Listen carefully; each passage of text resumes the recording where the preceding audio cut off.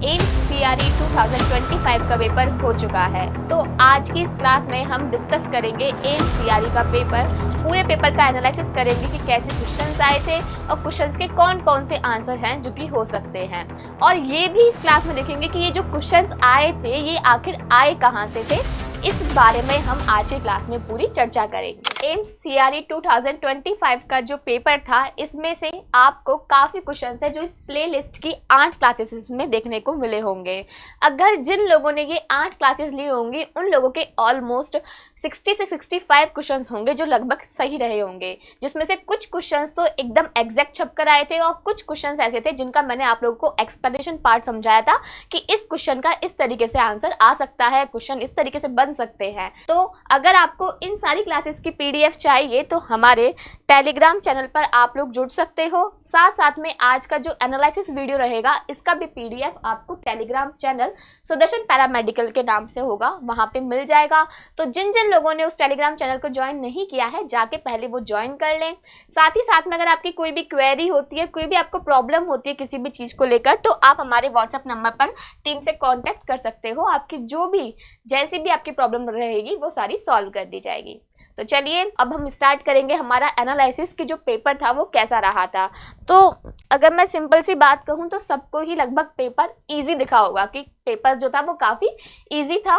इतना tough paper या फिर हम बोल सकते हैं कि मॉडरेट पेपर भी नहीं रहा था। ओके, तो आज की क्लास में हम डिस्कस करेंगे जितना हमें पता है मेमोरी बेस्ड पेपर रहा है, मेमोरी बेस्ड हमें क्वेश्चन मिले हैं, तो जितने भी क्वेश्चन हैं हमारे पास उन सबको सॉल्व करेंगे।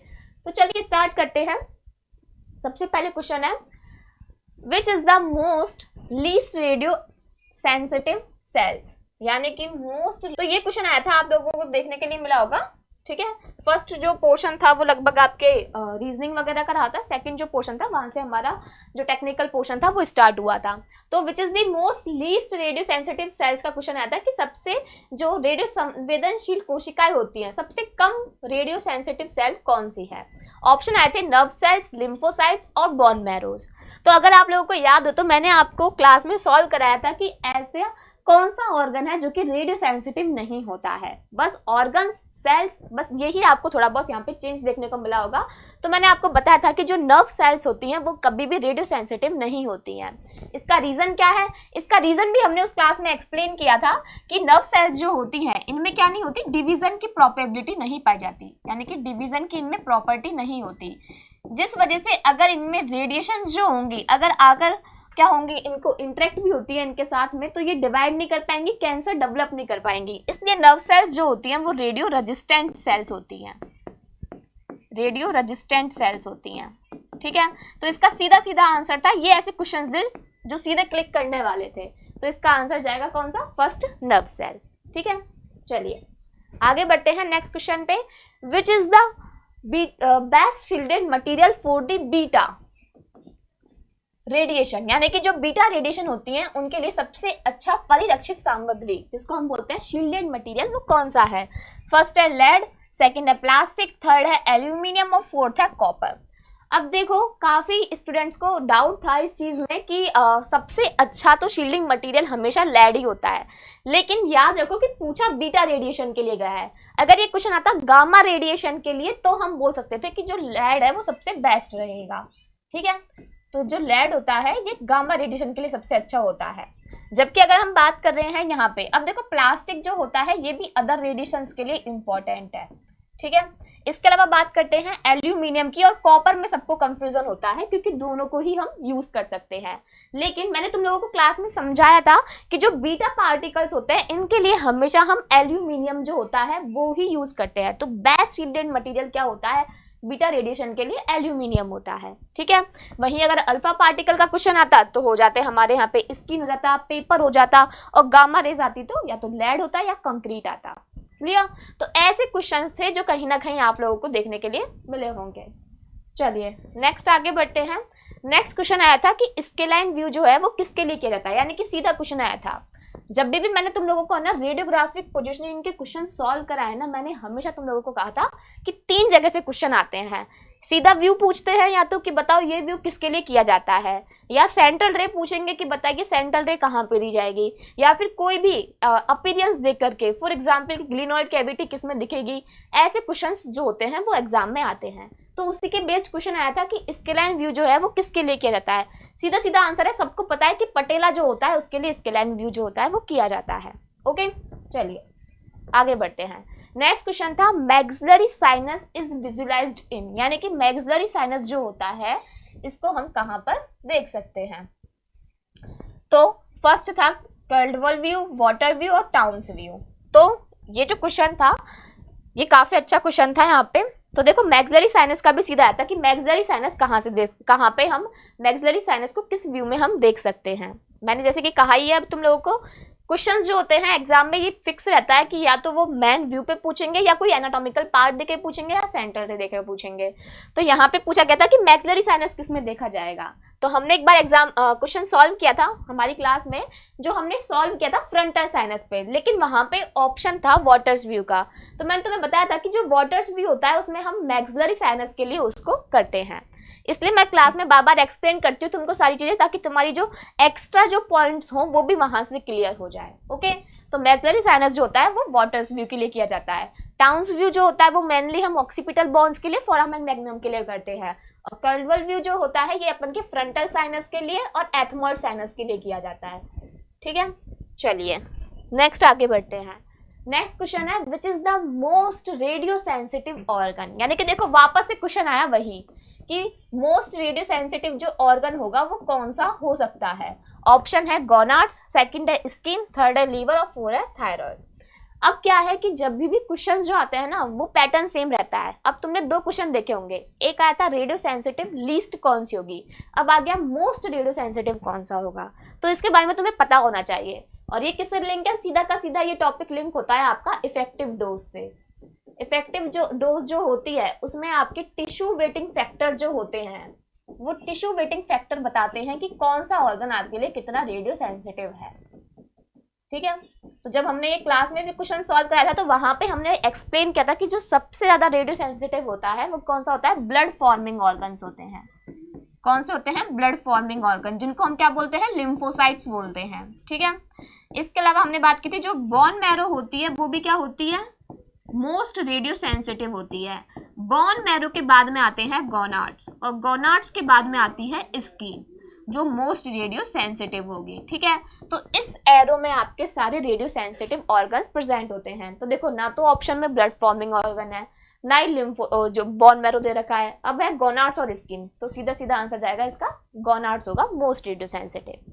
ठीक है, तो एक ही क्वेश्चन के यानी कि एक ही टॉपिक के बेस पे 2 क्वेश्चन आपको काफी ज्यादा देखने को मिलेंगे इस पेपर के अंदर। चलो नेक्स्ट आगे बढ़ते हैं। नेक्स्ट क्वेश्चन था what is the minimum thickness of lead apron, यानी कि लेड एप्रॉन की मिनिमम थिकनेस क्या होती है। फर्स्ट है 0.25 mm लेड, सेकंड है 0.50 mm लेड और थर्ड है 1 mm लेड। तो अब देखो सिंपल सी बात है कि सब इस क्वेश्चन को तो सबने हटा दिया होगा। अब काफी लोगों ने ये क्लिक किया होगा, काफी लोगों ने ये क्लिक किया होगा, लेकिन ध्यान रखो पूछा गया है कि लेड एप्रॉन की मिनिमम थिकनेस, सबसे कितनी कम थिकनेस जो हो सकती है। तो इसका आंसर जाएगा 0.25 mm लेड। ठीक है, तो ऐसे आपको स्टैंडर्ड वाइज क्वेश्चंस भी होंगे जो देखने के लिए वहां पे मिले होंगे, सीधे सीधे आंसर। चलो नेक्स्ट क्वेश्चन की बात करते हैं। एक्सरे सेफ्टी जो मटेरियल्स होते हैं उनमें से लीकेज रेडिएशन जो है वो कितना हो सकता है, यानी कि अगर कोई सेफ्टी मटेरियल है तो उसमें से रेडिएशन जो है वो कितनी लीक हो सकती है उसका बताना है हमें। ठीक है, फर्स्ट ऑप्शन दे रखा है 0.5 मिलीग्रे पर आवर, सेकेंड है 0.1 मिलीग्रे पर आवर, थर्ड है 1 मिलीग्रे पर आवर और फोर्थ है 100 मिलीग्रे पर आवर। ठीक है, तो देखिए सबने ये वाला ऑप्शन तो हटा दिया होगा 100 मिलीग्रे पर आवर का, तो क्योंकि ये तो बहुत एक्सट्रीम रेडिएशन हो गई जो कि कभी भी लीक नहीं हो सकती है। इसके अलावा बात करते हैं 0.5, अब ये तीनों ऑप्शन लगभग रखे होंगे तो मैक्सिमम क्या जाता है कि या तो 0.1 मिलीग्रे में होगा या फिर 1 मिलीग्रे में होगा। ठीक है, लेकिन इसका जो आंसर था वो 1 मिलीग्रे में जाता। अगर यहाँ पे ये मिलीरोंजन पर आवर में पूछा जाता तो इसका आंसर 0.1 मिलीरोंजन पर आवर जाता। अब देखो ये क्वेश्चन जो है ना ये कहीं ना कहीं एम्स पे भी बेस्ड है। अब देखते हैं कि वो उनके आंसर क्या बताते हैं, लेकिन जहां तक इसका आंसर है वो 1 मिलीग्राम पर आवर ही जाना चाहिए। ठीक है, ये कुछ क्वेश्चंस होंगे जो एम्स पे डिपेंड करेंगे कि वो किस क्वेश्चन को ज्यादा सही मानती है। ओके, चलिए नेक्स्ट क्वेश्चन था, सीधा सीधा पूछा गया था कि टेक्नीशियन 99M जो होता है उसकी हाफ लाइफ क्या होती है। फर्स्ट है 1 आवर, 2 आवर, 6 आवर और 12 आवर। बताइए। तो देखो सबको पता है, हम गामा कैमरा जो होता है, गामा कैमरा में पैट स्कैन जो होता है उसमें सब में क्या पढ़ते हैं हम, टेक्नीशियन 99M के बारे में पढ़ते हैं। तो वहां पे जो पैट होता है उसी में बताया जाता है कि टेक्नीशियन 99M जो होता है उसकी हाफ लाइफ क्या होती है, 6 आवर हाफ लाइफ उसकी बताई गई है। तो ये क्वेश्चन सीधा क्लिक करने वाला था। ठीक है, 6 आवर थी। चलिए नेक्स्ट क्वेश्चन था, which of the radio isotopes mostly used in the nuclear medicine imaging scan. यानी कि जो न्यूक्लियर मेडिसिन इमेजिंग स्कैन होते हैं उनमें सबसे ज्यादा यूज किए जाने वाले रेडियो आइसोटॉप कौन से हैं। ऑप्शन है, फर्स्ट थोरियम 232, सेकंड है कोबाल्ट 60, थर्ड है आयोडीन 131 और फोर्थ है टेक्नीशियन 99M। अब देखिए क्वेश्चन जो था वो आया था न्यूक्लियर मेडिसिन इमेजिंग पे। अब काफी लोगों ने हो सकता है कि इसको थोरियम भी क्लिक कर दिया हो, बाई चांस ऐसा होगा कि थोड़ा ज्यादा दिमाग हम लगा देते हैं एग्जाम में बैठते हैं तो थोरियम भी क्लिक करके आ सकते हैं काफी लोग इसका आंसर। लेकिन देखो जब भी बात न्यूक्लियर मेडिसिन की जाती है ना, तो न्यूक्लियर मेडिसिन में अकॉर्डिंग टू ऑप्शंस की अगर हम बात करें तो हम किसका यूज करेंगे, टेक्नीशियन 99M का यूज करेंगे। ठीक है, ये चीज ध्यान रखना है। इसी का यूज हम पैट में करते हैं। पैट में क्या होती है, हमारे पास हाई एनर्जीज होती हैं जिनका हम यूज करते हैं। ठीक है, तो ये आंसर चला जाएगा फोर्थ, टेक्नीशियन 99M। क्लियर, तो ये इसका जो आंसर होगा ये हो जाएगा टेक्नीशियन 99M। चलिए नेक्स्ट क्वेश्चन की बात करते हैं, विच type of radiation used in nuclear medicine. यानी कि न्यूक्लियर मेडिसिन में कौन से टाइप की रेडिएशन का यूज करते हैं, एक्सरेज, गामा रेज, प्रोटॉन और पॉजिट्रॉन्स।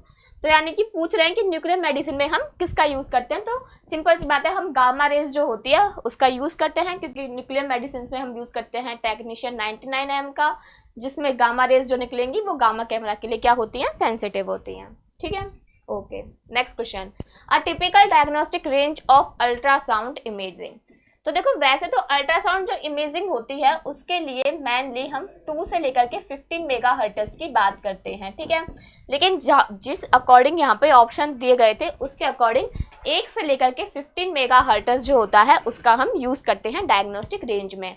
बाई चांस ऐसा हो सकता है कि कोई एक ऑप्शन और भी एक्स्ट्रा दे रखा हो जो छूट गया हो, तो लेकिन जैसे कि ये 3 ऑप्शन दे रखे हैं उसमें से इसका आंसर 1 से लेकर के 15 मेगाहर्ट्ज ही जाएगा। ठीक है, चलिए नेक्स्ट क्वेश्चन था जो सीधा क्लिक करने वाला था, which type of detector used in the digital radiography. DR में हम कौन से टाइप के डिटेक्टर का यूज करते हैं। अब एक तो था flat panel detector, charge couple device. तो देखो चार्ज कपल डिवाइस का यूज हम सीआर के अंदर करते हैं, फ्लैट पैनल डिटेक्टर होता है जिसका यूज हम किस में करते हैं, डीआर में करते हैं। ओके, ये चीज याद रखना, इनडायरेक्ट होते हैं, डायरेक्ट होते हैं, करा होगा आप लोगों ने सही इस क्वेश्चन को। नेक्स्ट क्वेश्चन था सीधा सिटी नंबर से उठ के था, the city number of water. Water का सिटी नंबर क्या होता है, तो सबको पता है वाटर का सिटी नंबर 0 होता है, प्लस 1000 चला जाएगा तो बॉन्ड में हो जाता है, -1000 और नीचे हो जाएगा और ये लगभग अपन के फैट वगैरह का आ जाएगा। ठीक है, तो सिटी नंबर ऑफ वाटर 0 होता है, एयर का चला जाएगा वो -1000।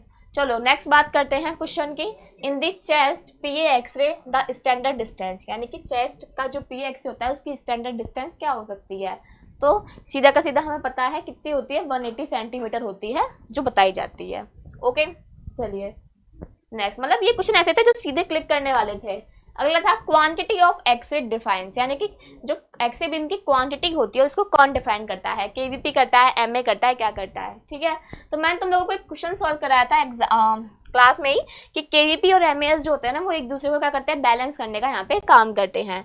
तो जब भी हम केवीपी की बात करते हैं तो वहाँ पे हम पेनिट्रेशन क्वालिटी की बात करते हैं, और जब भी हम एमए की बात करते हैं तो वहाँ पे हम क्वांटिटी की बात करते हैं। ठीक है, तो इससे रिलेटेड 2 क्वेश्चन आए थे एग्जाम में, तो एक तो यहाँ पे हो गया सॉल्व। ठीक है, कि क्या था, एमए था। क्वांटिटी को जो बताएगा, क्वांटिटी ऑफ एक्सरे बीम को बताने के लिए हम किसका यूज करते हैं, इंटेंसिटी एमए का।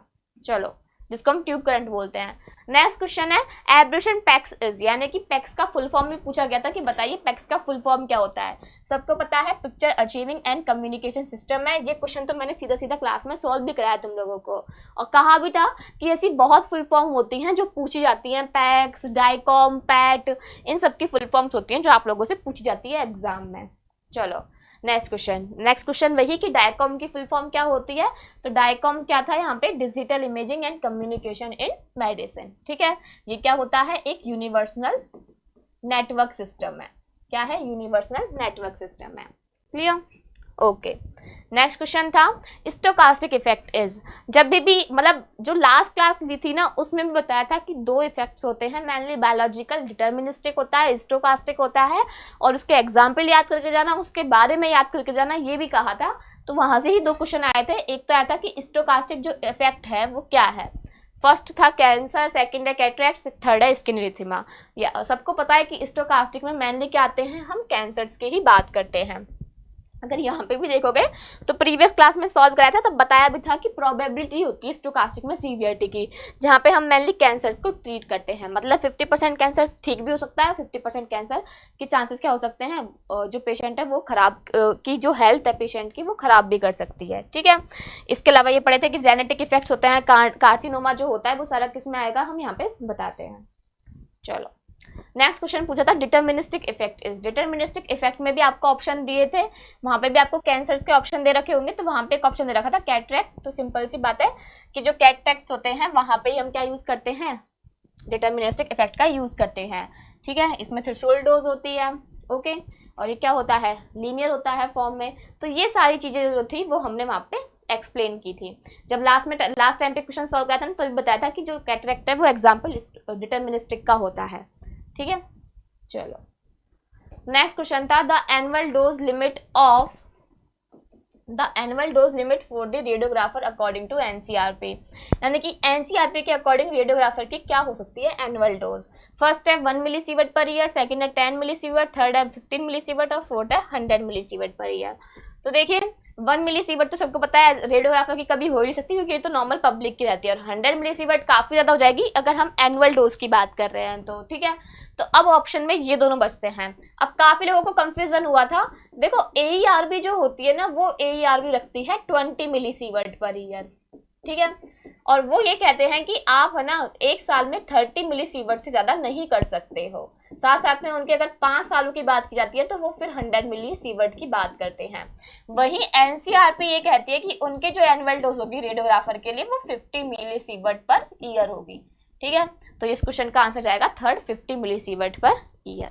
क्लियर, चलो नेक्स्ट क्वेश्चन है the radiation absorb dose is, unit क्या होगी इसकी। तो देखिए एब्जॉर्ब डोज की यूनिट पूछी गई है, ना कि इक्विवेलेंट डोज और इफेक्टिव डोज की, तो इसका आंसर जाएगा ग्रे। अगर इक्विवेलेंट डोज या इफेक्टिव डोज की पूछी जाती है तब जाता आंसर क्या, सीवर्ट।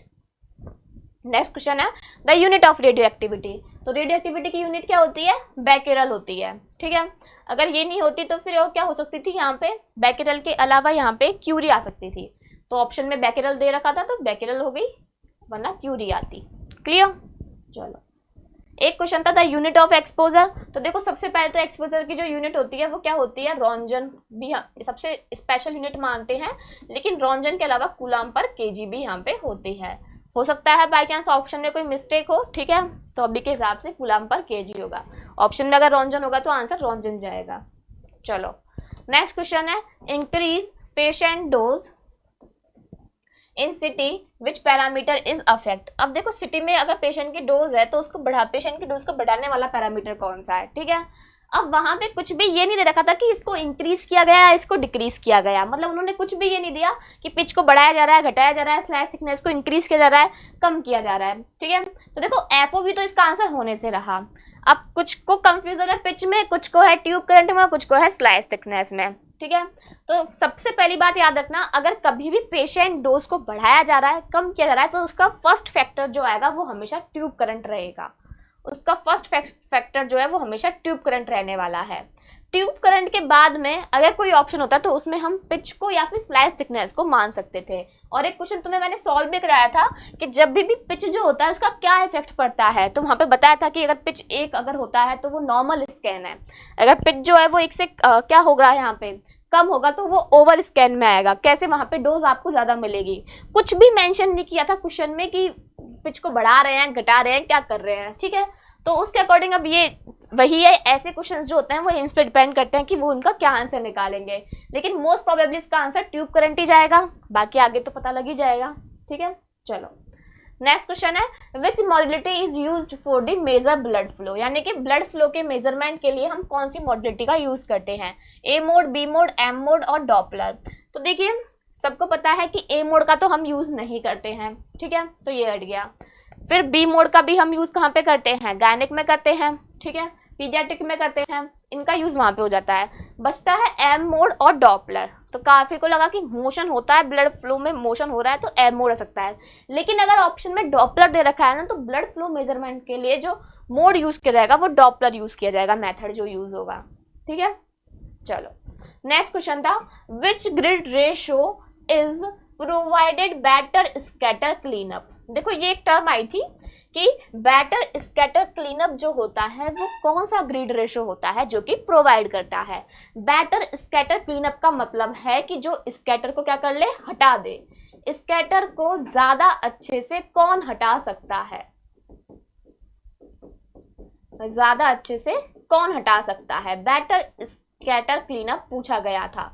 तो हम सबको पता है कि जितना ग्रिड रेशो जितना ज्यादा होगा स्कैटर रेडिएशंस जो होती हैं वो उतनी ज्यादा रिमूव होती हैं, ठीक है। स्कैटर रेडिएशन जो होती है वो रिमूव भी उतनी ज्यादा होती हैं। तो इसके लिए इसका आंसर 60:1 चला जाएगा, ठीक है। ओके नेक्स्ट आगे बढ़ते हैं।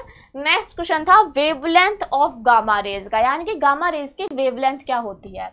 तो देखो फर्स्ट तो एंगस्ट्रॉम था, इसमें कुछ भी मतलब मेजरमेंट नहीं दे रखा है। सेकंड है 10 to 100, थर्ड है 10 की पावर -1 से 10 की पावर -4 और एक है 100 एंगस्ट्रॉम। तो सबको पता है कि जो गामा रेज होती है, मतलब कॉमन सेंस की वाली बात थी, ये गामा रेज जो होती है उसकी एनर्जी बहुत हाई रहती है। अगर एनर्जी बहुत ज्यादा है तो उसकी वेवलेंथ ऑटोमेटिक क्या हो जाएगी, कम हो जाएगी। और एक्सरे की वेवलेंथ तो सबको पता ही रहती है कितनी होती है, ठीक है। तो उस अकॉर्डिंग अगर हम एंगस्ट्रॉम में कुछ आंसर देंगे तो बाकी सब पॉजिटिव में थी जितनी भी वेवलेंथ थी। एक ऑप्शन था जो कि नेगेटिव वेवलेंथ में जा रहा था, वो यहाँ पे ये था, ठीक है, 10 की पावर -4 एंगस्ट्रॉम का। ये भी बताया था एक बार जब पढ़ाई थी क्लास में क्या मतलब यूट्यूब पे पढ़ाया था आप लोगों को, तब बताया था कि किस तरीके से यहाँ पे जो एनर्जीज होती हैं वो इस तरीके से बढ़ेगी। तो अगर आप उस कॉन्सेप्ट का यूज करके आते ना तो इजिली सही हो जाएगा क्वेश्चन। चलो नेक्स्ट क्वेश्चन था which is the not properties of x rays, यानी कि एक्सरे की कौन सी प्रॉपर्टी नहीं थी। अब इसमें दो ही ऑप्शन है, एक तो मूव्स इन स्ट्रेट लाइन, बिल्कुल स्ट्रेट लाइन में मूव करती है 3 × 10⁸ मीटर पर सेकेंड से, ओके। सेकेंड था नेगेटिव चार्ज, तो एक्सेस पे कोई भी चार्ज होता नहीं है, क्लास में बताया है, देखना जाके क्लास को भले तुम लोग। उसमें जब प्रॉपर्टीज ऑफ एक्सरे एक्सप्लेन किया था तो बताया था कि इनकी वेवलेंथ इतनी कम होती है। ये मैंने नैनोमीटर में बताई थी और कहा भी था कि एंगस्ट्रॉम में और भी इसकी क्या हो जाएगी, यूनिट अलग हो जाएगी। फिर उसके बाद बताया था स्पीड ऑफ लाइट, एनर्जीज होती है, चार्ज नहीं होता, मास नहीं होता। तो वहां पे एक ऑप्शन आया था कि बताइए एक्सरे में ऐसी कौन सी प्रॉपर्टी है जो नहीं हो सकती। तो आंसर था नेगेटिव चार्ज का होना, क्योंकि वो क्या रहती है, अनचार्ज होते हैं एक्सरे। चलो नेक्स्ट क्वेश्चन की बात करते हैं which modality is best for pulmonary embolism. Pulmonary embolism जो होता है उसके लिए कौन सी मॉडलिटी सबसे अच्छी है। तो देखो सिंपल से आता है, चेस्ट तो ऑप्शन में से कट जाएगा, चेस्ट एक्सरे तो कभी आएगा नहीं, ठीक है, और एमआरआई भी नहीं यूज की जाती। अब बचते हैं अल्ट्रासाउंड और V/Q स्कैन, ठीक है। तो पल्मोनरी एम्बोलिज्म पढ़ाया था तुम्हें क्लास में अच्छे से, तो बताया था किस तरीके से एम्बुलेंस जो होता है उसकी वजह से वहां पे पल्मोनरी एम्बोलिज्म बन जाता है। तो जो लोग इसका आंसर अल्ट्रासाउंड करके आए थे, एक्चुअली इसमें अल्ट्रासाउंड नहीं होगा, या तो इसमें सबसे पहले क्या की जाएगी, सिटी की जाएगी। अगर सिटी स्कैन नहीं किया जा रहा है, ठीक है, तो उसके बाद में जो किया जाएगा वो किया जाएगा वेंटिलेशन स्कैन, ठीक है।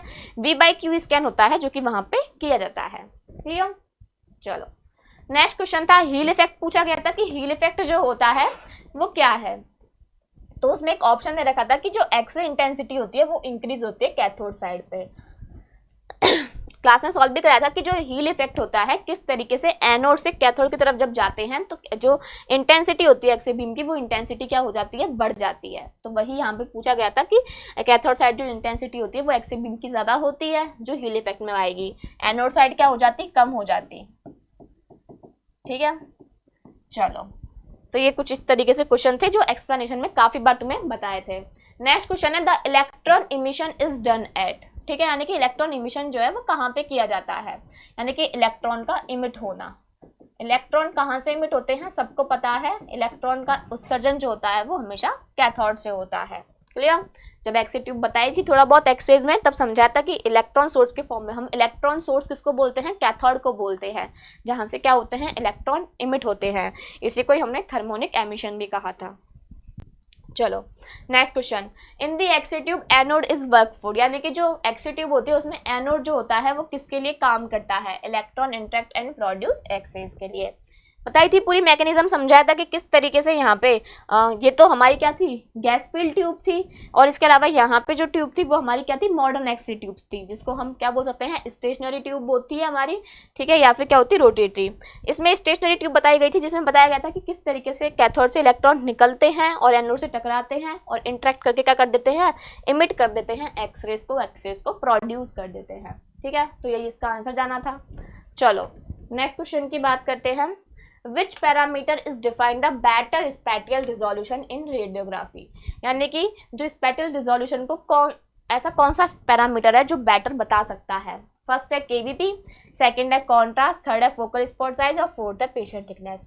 अब देखो कोई ना कोई चीज़ तो किसी ना किसी को अफेक्ट करेगी, लेकिन इसमें पूछा गया था बेस्ट मतलब बेटर क्या हो सकता है।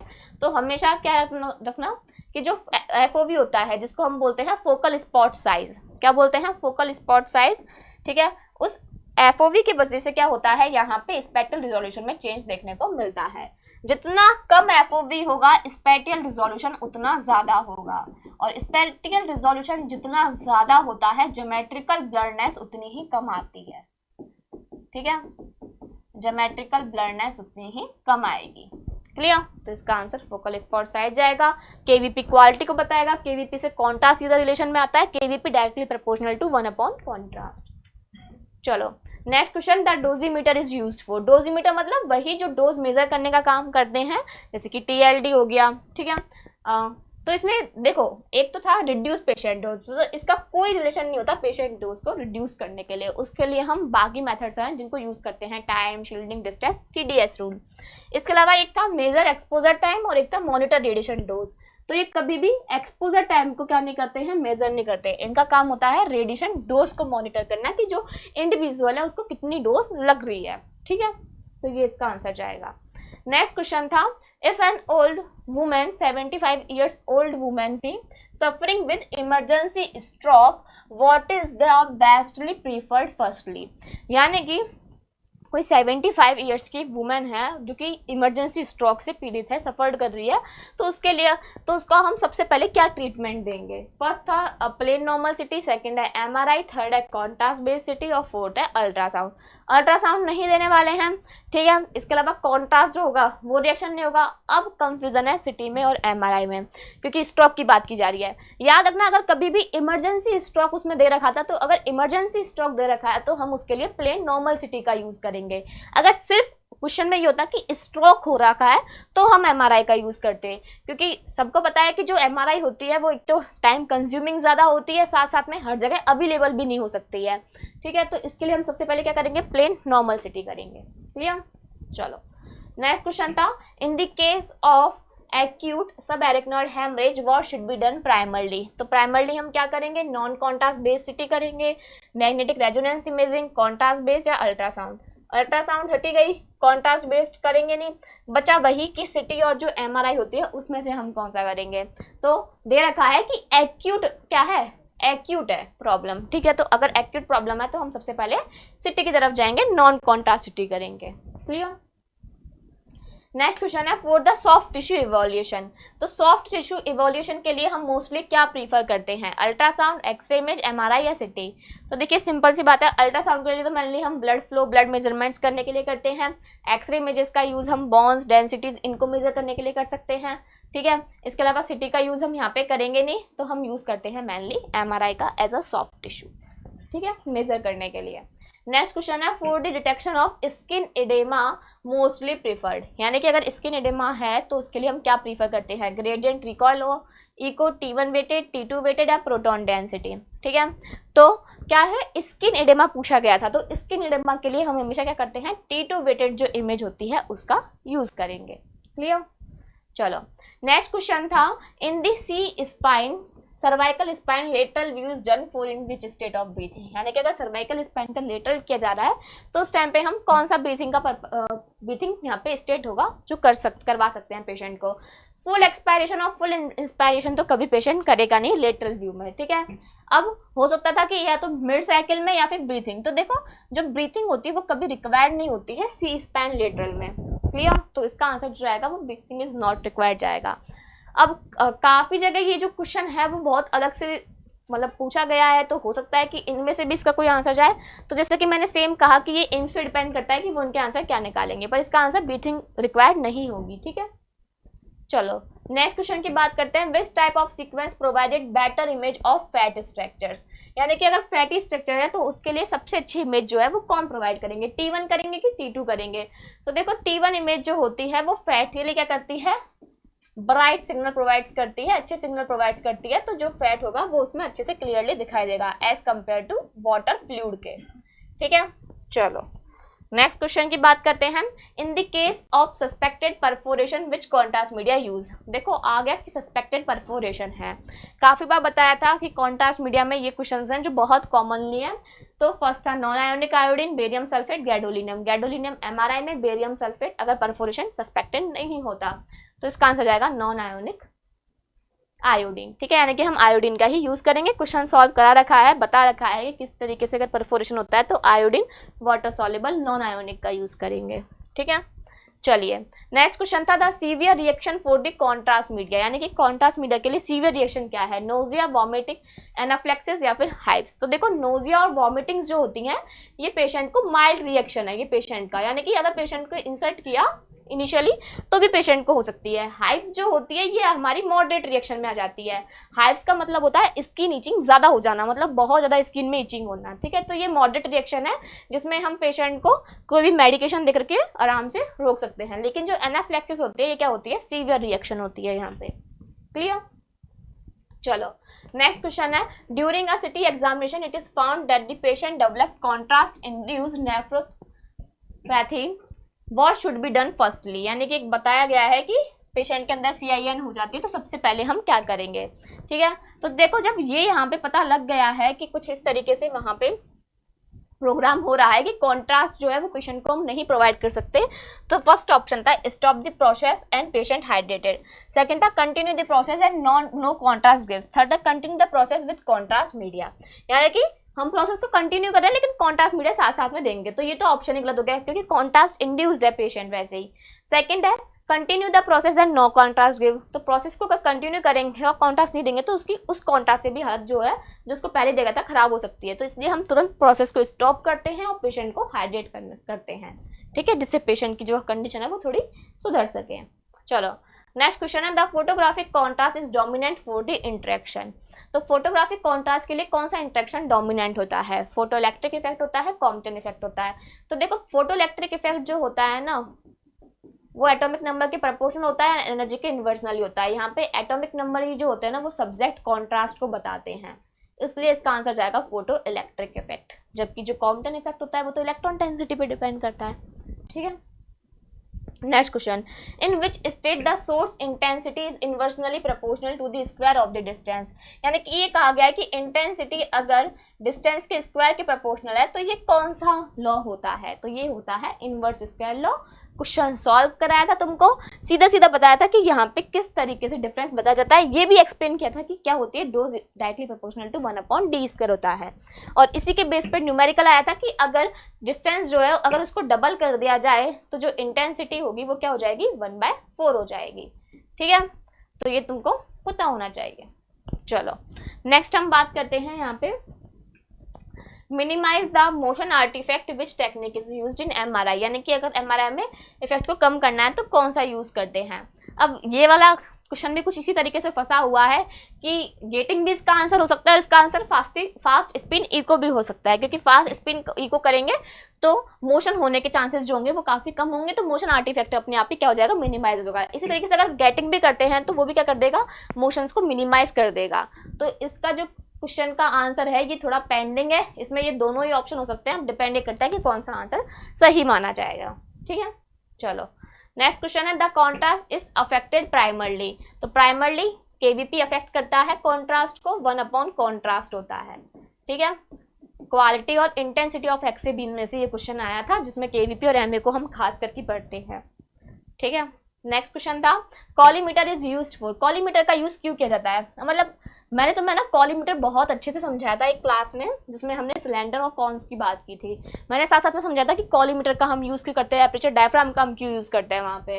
तो वहाँ पे तो मैं बताया था कि है ना, जो कॉलीमीटर्स होते हैं ये साइज और शेप को एडजस्ट करके क्या कर देते हैं, जो स्कैटर रेडिएशन है उनको कम कर देंगे, उनको बाहर नहीं निकाल पाएंगे सारी को, क्या कर देंगे, सिर्फ और सिर्फ कम कर सकते हैं कुछ स्कैटर रेडिएशन को, साइज और शेप को मेंटेन करके। क्लियर, चलो नेक्स्ट क्वेश्चन था the UGI upper gastrointestinal tract barium swallow is done for pancreas, small intestine, colon, stomach and oesophagus. जब भी क्वेश्चन सॉल्व कराएं स्पेशल इन्वेस्टिगेशन के, कहा था कि पहला क्वेश्चन तो यही बना देते हैं कि किसके लिए वो किया जा रहा है। तो इसी तरीके से क्वेश्चन आया था कि स्टमक और इसोफेगस के लिए बेरियम स्वेलो जो होता है वो किया जाता है। क्लियर, नेक्स्ट क्वेश्चन था ऐसे ही स्लाइविक ग्लैंड पे भी आया था कि साइरोग्राफी जो होती है वो किसके लिए की जाती है, वो स्लाइविक ग्लैंड के लिए की जाती है, कुछ शायद उसमें पैरोटिड ग्लैंड वगैरह जो भी था दे रखा था। नेक्स्ट क्वेश्चन है the inferior tip of the scapula lies at the level of which thoracic vertebra. अब जो क्या है, स्कैपुला का इंफीरियर टिप होता है वो थोरैक्सिक वर्टिब्रा के किस पार्ट से अटैच होगा, मतलब कौन सी वर्टिब्रा से, D5 से, D7 से, D9 से या D11 से। 11 तो काफी दूर हो गया, तो किसी ने भी ये क्लिक नहीं किया होगा। ठीक है, इसके अलावा बात करते हैं 5 की, 7 की और 9 की। तो देखो 5 पे तो क्या होगा, स्कैपुला वहां पे होगा लाई, लेकिन उसका इंफीरियर टिप पूछा गया है तो वो लगभग D7 पे यहाँ पे बताया जाएगा। ठीक है, तो D7 पे आपको इंफीरियर टिप देखने को मिलेगा स्कैपुला का। नेक्स्ट क्वेश्चन था लेटरल चेस्ट व्यू जो होता है एक्सरे, वो डन किया जाता है किस रेस्पिरेशन में। ठीक है, तो ये क्वेश्चन वहां पे पूछा गया था कि फुल एक्सपायरेशन में, फुल इंस्पायरेशन में, मिड साइकिल में या होल्ड द रेस्पिरेशन। ठीक है, तो ये क्वेश्चन जो थे वो कुछ इसी तरीके से आए थे, मतलब आपको जो चेस्ट के क्वेश्चन जो थे ना वो आपको काफी ज्यादा वहां पर देखने के लिए मिले होंगे। चेस्ट का देखो अब डिस्टेंस आ गई, एक पोजिशनिंग भी आई थी कि है ना, अगर पेशेंट का कोई प्लूरल इन्फ्यूजन चेक करना है तो उसके लिए हम पेशेंट को किस तरीके से लाई करेंगे। तो इस तरीके से आपको काफी क्वेश्चंस होंगे जो वहां पर देखने के लिए मिले होंगे। ठीक है, चलो next if pregnant radiation worker women work on the fluoroscopy what should be done by हर। यानी कि अगर कोई भी रेडिएशन वर्कर वुमेन है जो कि प्रेग्नेंट है, फ्लोरोस्कोपी के अंदर काम कर रही है, तो उसके लिए क्या किया जाएगा। ठीक है, तो उसके द्वारा एक भी सिंगल एक्सपोजर नहीं लिया जाएगा। Use lead apron and TLD use and full covered and perform examination.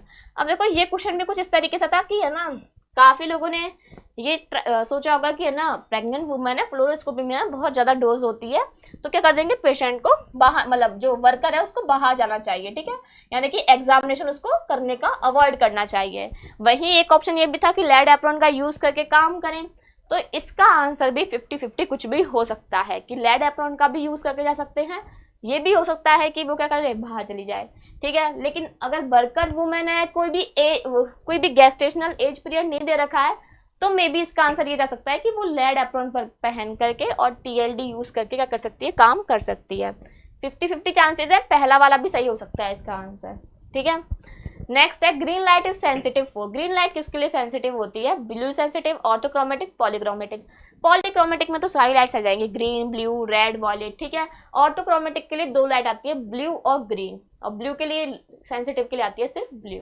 Clear, तो इसका आंसर जाएगा ऑर्थोक्रोमेटिक। क्लियर, चलो नेक्स्ट क्वेश्चन है dual energy city is done for. यानी कि जो ड्यूअल एनर्जी होती है कंप्यूटर टोमोग्राफी, वो किसके लिए डन की जाती है, मटेरियल कैरेक्टराइजेशन के लिए, better resolution, patient dose reduction, helical acquisition equal to sequential acquisition. ठीक है, तो इसका आंसर जाएगा कि जो मटेरियल्स होते हैं उनमें क्या करने के लिए, डिफरेंस करने के लिए हम ड्यूअल एनर्जी का सिटी का यूज करते हैं, जिसमें हम 2 टाइप की एनर्जीज का यूज कर सकते हैं। क्लियर, तो इसका आंसर मटेरियल जाएगा। Next question in fluoroscopy pulse mode is used. मैंने तुम्हें काफी बार बोला था कि जब भी मैं फ्लोरोस्कोपी का कोई भी क्वेश्चन सॉल्व कराया, काफी बार तुम लोगों से कहा है कि ये जरूर याद करके जाना कि पेशेंट को लो डोज करने के लिए कौन कौन से फैक्टर है जो कि हमेशा डिपेंड करेंगे। और तुम्हें थोड़ा बहुत समझाया भी था कि किस तरीके से फ्रेम रेट होती है, किस तरीके से पल्स मोड होते हैं, और बताया भी था कि पल्स फ्लोरोस्कोपी को पढ़ के जाना सबके सब। तो देखो क्वेश्चन आया था कि पल्स मोड जो है वो फ्लोरोस्कोप में क्यों यूज करते हैं, तो सिंपल सी बात है, पेशेंट डोज को रिड्यूस करने के लिए करते हैं। ठीक है, ओके, चलो next, STI short tau inversion recovery. ये तो बड़ा ही ऐसा क्वेश्चन था जो हमारी क्लास में जब हमने लाइव ली थी तब वहाँ पे मुझे भी कंफ्यूज हुआ था इस क्वेश्चन में, और फिर हम लोगों ने आपस में डिस्कस किया था और फिर बताया भी था तुम लोगों ने मुझे कि मैम इसमें फैट सप्रेशन होगा। ठीक है, तो ये क्वेश्चन कुछ इस तरीके से था, जब हम इन्वर्जन टाइम की बात कर रहे थे और मैंने वहाँ पे बताया था कि फ्लूइड सप्रेशन के लिए होता है, तब तुम लोगों ने कहा था कि नहीं मैम ये फैट सप्रेशन के लिए होता है। तो ये क्वेश्चन तो बड़ा ही वो था। ठीक है, तो जो क्या होते हैं फैट सिग्नल्स होते हैं उनको सप्रेस करने के लिए हम क्या करते हैं, यहाँ पे STIR करते हैं। ठीक है, तो जिन जिन लोगों ने उस टाइम पे लाइव क्लास ली होगी उन लोगों को अच्छे से पता होगा इसके बारे में। चलो नेक्स्ट क्वेश्चन था, in which artefact of CT scan streaks appear. तो देखो सिटी स्कैन में जो स्ट्रैक्स को अपीयर कर दे वो क्या हो सकते हैं, बीम हार्डनिंग आर्टिफैक्ट हो सकता है, जहाँ पे बीम जो है वो क्या हो सकती है, प्रॉपरली फिल्टर्ड नहीं हुई और उसकी वजह से कोई ना कोई आर्टिफैक्ट है जो जनरेट हो गया है हार्ड बीम की वजह से। Clear, next question, gadolinium reaction in MRI is. तो देखो एक बार तुम्हें क्वेश्चन सॉल्व भी कराया था कि अगर हमें सिटी में आयोडीन का यूज नहीं करना और उसकी जगह पे हमें MRI जो होती है उसमें हम गैडोलिनियम का क्या करते हैं, यूज करते हैं। ठीक है, तो क्या रीजन है इसका, MRI में सिटी की तरह आयोडीन के स्थान पर हम गैडोलिनियम का यूज क्यों करते हैं। तो उसमें तुम्हें कुछ ऑप्शंस, कुछ प्रॉपर्टीज मैंने बताई थी कि क्या क्या प्रॉपर्टीज होती हैं गैडोलिनियम के लिए। ठीक है, तो उसमें हमने बात की थी कि ये क्या होते हैं, लेस नेफ्रोटॉक्सिसिटी होती है इनकी। ठीक है, तब जाके हम इनका यूज करते हैं। तो यहाँ पे ही कुछ क्वेश्चन इस तरीके से आया था कि गैडोलिनियम जो रिएक्शन होती है MRI में उसके लिए हम क्या करते हैं, ये application nephrogenic systemic fibrosis application होती है जो इसके लिए एप्लीकेबल होगा। नेक्स्ट क्वेश्चन था, for characteristic access where electron interaction occurs. यानी कि अगर कैरेक्टरिस्टिक एक्सेस होती हैं तो उसके लिए क्या करते हैं, तुम्हें बताया था जब भी कॉम्पटन इफेक्ट पढ़ाती थी, फोटो इलेक्ट्रिक इफेक्ट पढ़ाती थी, तो बताती थी तुम लोगों को कि देखो फोटो इलेक्ट्रिक इफेक्ट में पता रखना हमेशा कि क्या होता है कि जब भी कोई भी बाहर से रेडिएशन आती है और इनर शेल के इलेक्ट्रॉन से टकरा करके क्या कर देती है, इलेक्ट्रॉन को बाहर निकाल देती है। तो क्या करती है, इनर शेल का इलेक्ट्रॉन होगा। ठीक है, चलो नेक्स्ट क्वेश्चन था, window width is defined the. तो विंडो विड्थ किसको डिफाइन करती है, देखो अगर विंडो लेवल की बात आती है तो ब्राइटनेस ऑफ इमेज। ठीक है, लेकिन कॉन्ट्रास्ट ऑफ इमेज के लिए विंडो विड्थ डिपेंड करेगी। एक बार क्वेश्चन भी सॉल्व कराया था, बताया भी था कि विंडो विड्थ और विंडो लेवल से क्वेश्चन आते हैं, तो हमने एज अ स्टैंडर्ड के बेस पे सॉल्व कराया था और वहां पे बताया भी था कि विंडो लेवल ब्राइटनेस को बताता है, विंडो विड्थ जो होता है वो कॉन्ट्रास्ट को बढ़ाएगा। ओके, चलो next question, a black and white dance of signal and water which MRI artifact is affected. तो देखो ब्लैक और व्हाइट डांस ऑफ सिग्नल आ रहे हैं और वाटर्स की बात की जा रही है, फैट स्ट्रक्चर्स की यहाँ पे बात की जानी है, तो उसके लिए हम क्या यूज करते हैं, केमिकल शिफ्ट मेथड, जो शिफ्ट आर्टिफैक्ट जो होता है उसका हम यहाँ पे यूज करेंगे। ठीक है, वो वहाँ पे प्रोड्यूस हो जाएगा। If patient have pacemaker induced what effect will be. यानी कि अगर पेशेंट जो है अगर उसके क्या है पेसमेकर लगा हुआ है तो उसमें हम क्या कर सकते हैं, क्या चीज को इफेक्ट करेगी, तो जो मैग्नेटिक फील्ड का इंटरफेरेंस होता है वो मेनली इसको क्या कर देगा, वहां पे इफेक्टेड कर देगा। ठीक है, चलो नेक्स्ट था, पेनम्ब्रा इफेक्ट जो होता है वो किससे होता है। अब देखो ये प्रॉपरली इसका पता नहीं है कि इसमें प्रॉपरली क्वेश्चन यही है क्या। ठीक है, तो ये वाला क्वेश्चन पता नहीं है ढंग से। ओके, कि प्रॉपरली यही क्वेश्चन था क्या कि पेनम्ब्रा इफेक्ट जो होता है वो कैसे इंक्रीज होता है। तो मेनली क्या होता है कि जब ऑब्जेक्ट से लेकर के और इमेज की डिस्टेंस को हम क्या कर देंगे, इंक्रीज कर देंगे, तो उसकी वजह से पेनम्ब्रा का मतलब क्या होता है कि जो डोज होती है वो रीजन्स पे भी क्या होने चले, रैपिडली बढ़ने लगे। पेनम्ब्रा का मतलब क्या होता है कि जो डोज है वो एजेस पे क्या होती है, रैपिडली इंक्रीज होती है। तो ये कब पॉसिबल होगा, जब हम ऑब्जेक्ट से इमेज की डिस्टेंस को बढ़ा देंगे। ठीक है, उसकी वजह से क्या होगा, वहां पे हमें देखने के लिए मिल सकता है। चलो next, CT head axial plane जो होता है, हेड का एक्सियल प्लेन है तो उसके लिए सेंट्रल रे क्या होगी, तो एक्स रे को टिल्ट नहीं करेंगे, परपेंडिकुलर टू ऑर्बिटोमीटर लाइन और पैरेलल टू। तो याद रखना हेड एक्सियल प्लेन जो होता है उसके लिए पैरेलल की जाएगी ऑर्बिटोमीटर लाइन के, पता ही होगा सबको ये तो। ठीक है, चलो अब आया था एक क्वेश्चन की टर्म ऑफ टर्मोग्राफी जो होती है वो क्या बताती है। तो टर्मोग्राफी जो होता है उसका हम क्या बोलते हैं कि ग्राफी का मतलब होता है स्टडी इमेजिंग, और टोमो का मतलब होता है स्लाइस या फिर लेयर, तो उसी से क्वेश्चन आया था लेयर इमेजिंग। ठीक है, चलिए नेक्स्ट क्वेश्चन की बात करते हैं। अलारा प्रिंसिपल आया था कि अलारा प्रिंसिपल जो होता है फॉलोज द पर्पस, यानी कि ये किसके लिए यूज में करते हैं, एक्सपोजर टाइम को कम करने के लिए, should be effective, patient dose should be minimal. तो सिंपल सी बात है, हम अलारा प्रिंसिपल यानी कि TDS का यूज हमेशा क्यों करते हैं, पेशेंट डोज को मिनिमल करने के लिए। क्वेश्चन था, सॉल्व कराया था, और 2 क्वेश्चन आए थे इससे।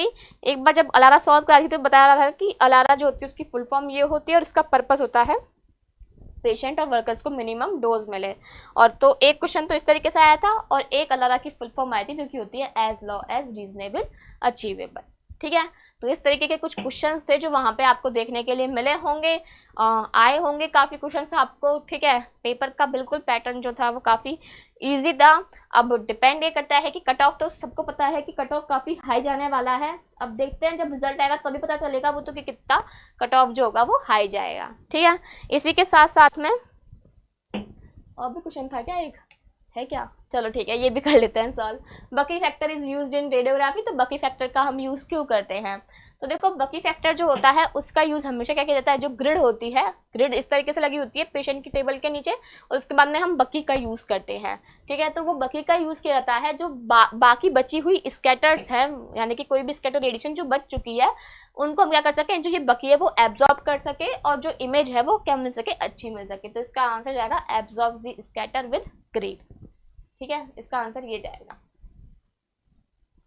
ठीक है, तो ये तो रहा आपका पेपर का एनालिसिस, पेपर के क्वेश्चंस जितने पता था उतना सॉल्व करा दिया है। और हो सकता है कि मैंने जैसे कि कहा कुछ क्वेश्चंस में कि उनके आंसर आपको, वो डिपेंड करता है कि एम्स उनके आंसर क्या बताएंगे, क्या सही करेंगे क्या गलत करेंगे। ठीक है, लेकिन 50-50% चांसेस है हर क्वेश्चन के। तो अगर आप लोगों को अब एम्स CRE 2025 हो चुका है, अब आगे भी आएंगे ये एग्जाम, सबको पता है ये काफ़ी एग्जाम्स होंगे जो आगे भी होंगे। तो अगर आप लोगों को अभी से तैयारी करनी है, जो फ्रेशीज हैं अगर उनको अभी से ही समझ में नहीं आ रहा कि क्या करें कहाँ पे जाएं, तो आपके लिए सुदर्शन पैरामेडिकल एक बहुत बढ़िया कोर्स लेके आया है जिसमें आप लोग जुड़ करके अपनी बहुत अच्छी तैयारी कर सकते हो। वहाँ पे आपको एकदम ओरिएंटेड सिलेबस पढ़ाया जाएगा, जो भी सिलेबस जितना भी एग्जाम से ओरिएंटेड रहेगा बस वही पढ़ाया जाएगा। कुछ भी उसमें ऐसा नहीं बताया जाएगा आपको कि हाँ आपको लगे कि आपका भी टाइम वेस्ट हो रहा है। ठीक है, तो वहाँ पे आपको सबसे अच्छी बात यह है कि हिंदी मीडियम और इंग्लिश मीडियम बायलैंग्वेज है, साथ साथ में टॉपिक वाइज आपको टेस्ट देखने को मिलेंगे, फुल लेंथ टेस्ट होंगे, वीडियो लेक्चर्स अवेलेबल है और PDF आपको अवेलेबल करा दिया जाएगा। ठीक है, तो ये आपको चीज़ें देखने को लिए मिलेंगी। ये सिलेक्टेड स्टूडेंट्स हैं जिनका RRB में MP ग्रुप 5 में सिलेक्शन हुआ है। अब बहुत जल्दी एम्स के भी काफ़ी स्टूडेंट्स होंगे जो इस पैनल पर दिखेंगे हमें, तो देखते हैं क्या होता है, जब रिजल्ट आएगा तब पता चलेगा। तो अगर आप लोग अपनी तैयारी करना चाह रहे हैं और समझ में नहीं आ रहा है कि कहाँ से करें, तो आप लोग हमारी क्वेरी नंबर पे भी मैसेज कर सकते हो, कॉल कर सकते हो, वहाँ से थोड़ा बहुत आपको गाइडेंस मिल सकता है। साथ साथ में अगर आप लोगों को तैयारी करनी है तो सुदर्शन पैरामेडिकल आपके लिए कोर्स लेके आ चुका है, वहाँ पे आप जाके एक बार देखो, इनरोल करो, वहाँ पे आपको डेमो क्लासेस अवेलेबल कराई जाएंगी। अगर आपको ठीक लग रहा है, आपको समझ में आ रहा है कि हाँ ठीक है, तो फिर आप देख सकते हो अपने अकॉर्डिंग। साथ साथ में एक और बात कि अगर आपको वीडियो पसंद आई हो तो वीडियो को कमेंट करना वीडियो पे कि कितने क्वेश्चन आप लोगों के सही हो रहे हैं, कितना एक्सपेक्टेड कट ऑफ हो सकता है। ठीक है, साथ साथ में लाइक करना, और अब जिन जिन लोगों ने यूट्यूब को सब्सक्राइब नहीं किया है चैनल को, वो सब्सक्राइब कर लें। अब तो क्लासेस आती ही रहेंगी रेगुलरली, तो उससे आपको क्या होगा कि पता चलता रहेगा। ठीक है, और जिन जिन ने नोटिफिकेशन रेगुलरली आपको मिलना चाहिए तो बेल आइकॉन जरूर प्रेस कर लेना। तो मिलेंगे नेक्स्ट वीडियो में, अच्छे से पढ़ाई करो अच्छे से, और आपका पेपर अच्छा ही हुआ होगा आई होप। अभी और भी चीज़ें बाकी हैं, और भी तैयारी करनी है, तो मिलेंगे नेक्स्ट क्लास में अच्छे अच्छे टॉपिक्स को लेकर, अच्छे अच्छे टॉपिक्स हम पढ़ेंगे। ठीक है, थैंक यू।